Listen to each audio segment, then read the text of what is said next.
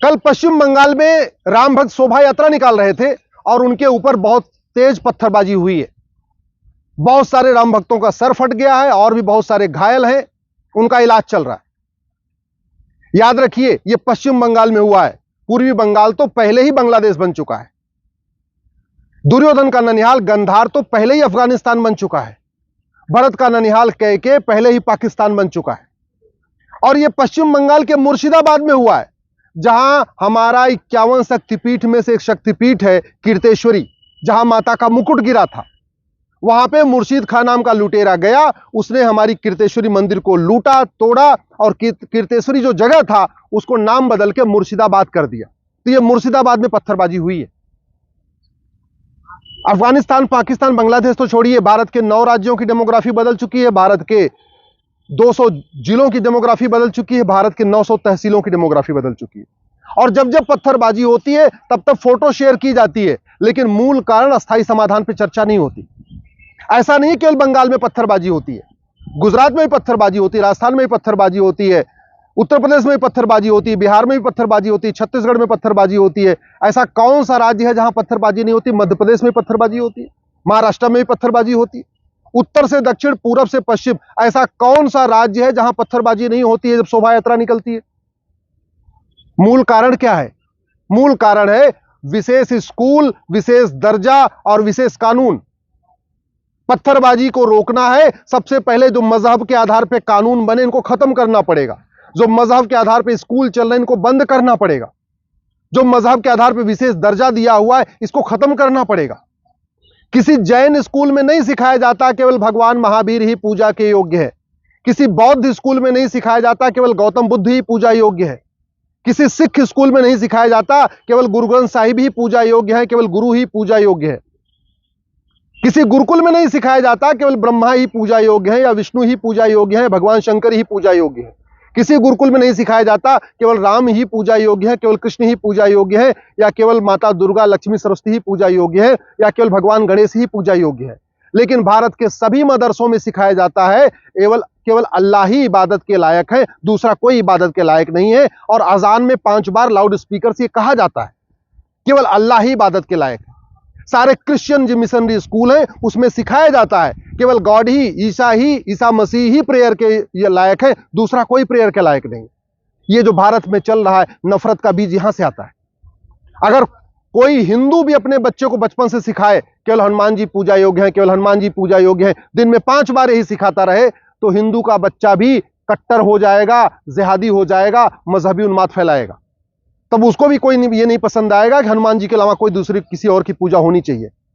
ये मजहबी उन्माद का मूल कारण है, जो दिन में 5 बार कहा जाता है ला इलाहा इल्लल्लाह, अल्लाह के अलावा दूसरा कोई इबादत के लायक नहीं।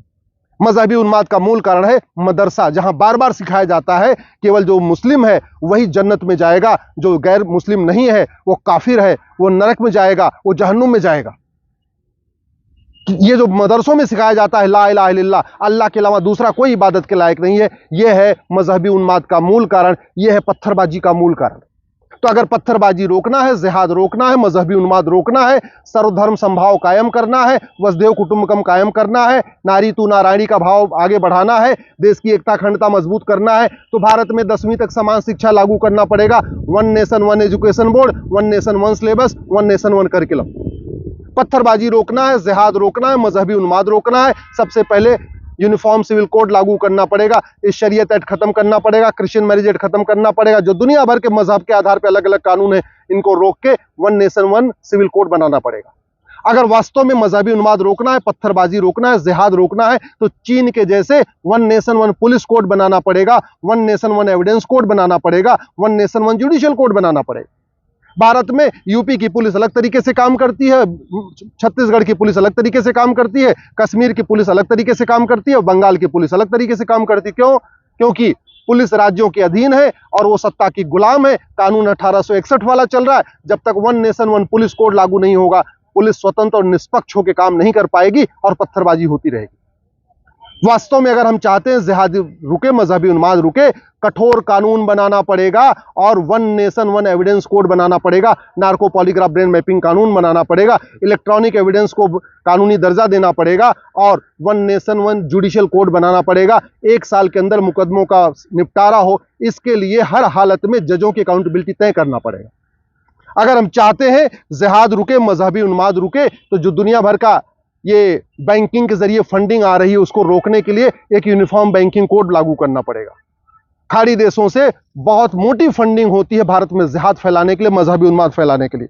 अगर वास्तव में हम चाहते हैं कि जिहाद रुके, मजहबी उन्माद रुके, भारत बचे, भारत की संस्कृति बचे, तो हम दो, हमारे दो, सबके लिए लागू करना पड़ेगा, एक समान जनसंख्या संहिता लागू करना पड़ेगा। अगर हम चाहते हैं भारत बचे, भारत की संस्कृति बचे, जिहाद मजहबी उन्माद रुके, तो घुसपैठियों और उनके मददगारों कि 100% प्रॉपर्टी जब्त करने, घुसपैठियों और उनके मददगारों की नागरिकता खत्म करने, घुसपैठियों और उनके मददगारों को 20 से 50 साल की सजा देने के लिए कानून बनाना पड़ेगा।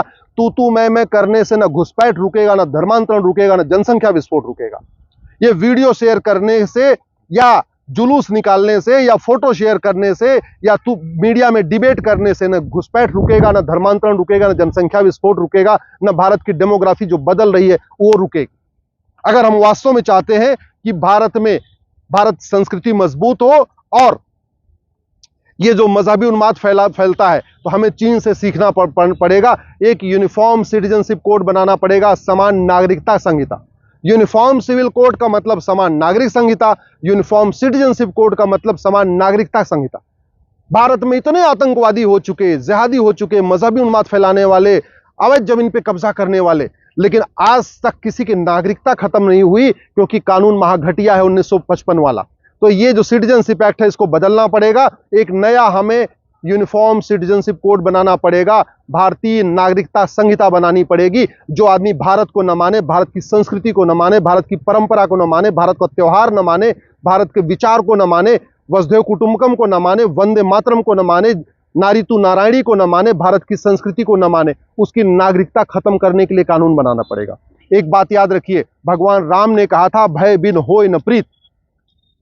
विदुर जी ने कहा था सठे साठ्यम समाचरेत। जब तक सठे साठ्यम समाचरेत सिद्धांत को नहीं अपनाएंगे, भगवान राम के भय बिन होय न प्रीत सिद्धांत को नहीं अपनाएंगे, भारत में न अराजकता रुकेगी, न मजहबी उन्माद रुकेगा। आखिर चीन में पत्थरबाजी क्यों नहीं होती? चीन में धर्मांतरण क्यों नहीं होता? चीन में अवैध घुसपैठ क्यों नहीं होता? चीन में ड्रग स्मगलिंग क्यों नहीं होती? चीन में सड़क के किनारे अवैध निर्माण क्यों नहीं होता? चीन पे सड़क पे कब्जा क्यों नहीं होता? क्या चीन का शासक ज्यादा अच्छा है क्या? नहीं, चीन का नियम कानून ज्यादा अच्छा है। एक बात याद रखिए, दवा बदलने से बीमारी ठीक नहीं होती है, डॉक्टर बदलने से बीमारी ठीक नहीं होती है, दवा बदलना पड़ता है। अगर डॉक्टर बदलते रहेंगे, दवा नहीं बदलेगी, किसी भी प्रकार का अपराध कम नहीं होगा।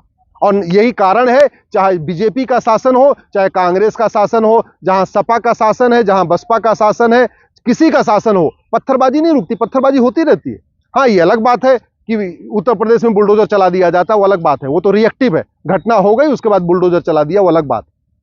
अगर हम चाहते हैं भारत की संस्कृति बचे, भारत की परंपरा बचे, भारत में शांति आए, भारत में समृद्धि आए, विशेष कानून मजहब के आधार पर जितने कानून हैं खत्म करना पड़ेगा। मजहबी स्कूल चल रहे हैं जो गुलामी के दौरान शुरू हुए थे, मदरसा शुरू हुआ मुगलों के समय में, कॉन्वेंट स्कूल शुरू हुआ, मिशनरी स्कूल शुरू हुआ अंग्रेजों के समय में, इन दोनों स्कूलों को बंद करना पड़ेगा। 10वीं तक समान शिक्षा, गुजरात वाला गुजराती में पढ़े, बंगाल वाला बंगाली में पढ़े, महाराष्ट्र वाला मराठी में पढ़े, शिक्षा एक होनी चाहिए, सिलेबस करिकुलम एक होना चाहिए। भारत में शांति, समृद्धि, एकता, अखंडता मजबूत करना है तो 10वीं तक सिलेबस भी एक करना पड़ेगा और वेद को पढ़ाना पड़ेगा, रामचरितमानस पढ़ाना पड़ेगा, रामायण पढ़ाना पड़ेगा, भगवत गीता पढ़ाना है। याद रखिए, एक किताब पूरी दुनिया को अशांत कर सकती है और एक किताब पूरी दुनिया में शांति भी स्थापित कर सकती है। दुनिया क्यों अशांत है आपको पता है, लेकिन मैं कह रहा हूं अगर स्कूलों में समान शिक्षा लागू हो जाए और वेद पुराण भगवत गीता पढ़ाया जाए, रामायण पढ़ाया जाए, रामचरितमानस पढ़ाया जाए, तो संस्कार भी आएगा। शांति तब आती है जब शिक्षा में संस्कार हो और कानून का भय हो, कानून का खौफ हो। दुर्भाग्यवश न भारत की शिक्षा में संस्कार है, न हमने शिक्षा का भारतीकरण किया, न वैदिक शिक्षा लागू किया, न गुरुकुल शिक्षा लागू किया और न हमने कानूनों को बदला। गुलामी के कानून चल रहे हैं, गुलामी की शिक्षा व्यवस्था चल रही है, गुलामी की चिकित्सा व्यवस्था चल रही है, गुलामी की नागरिक व्यवस्था चल रही है, गुलामी का टैक्स सिस्टम चल रहा है, गुलामी का पुलिस सिस्टम चल रहा है, गुलामी का जुडिशल सिस्टम चल रहा है। इसीलिए अराजकता है, अपराध है, मजहबी उन्माद है, पत्थरबाजी है, जिहाद है, घुसपैठ है, धर्मांतरण है, सब कुछ हो रहा है। जब तक कानून नहीं बदलेगा, व्यवस्था नहीं बदलेगी, इसलिए मैं आपसे आग्रह करता हूं, दल गुलामी छोड़िए, पार्टियों की गुलामी छोड़िए। आज के नेता 25 साल के बाद आपके बच्चों को बचाने नहीं आएंगे।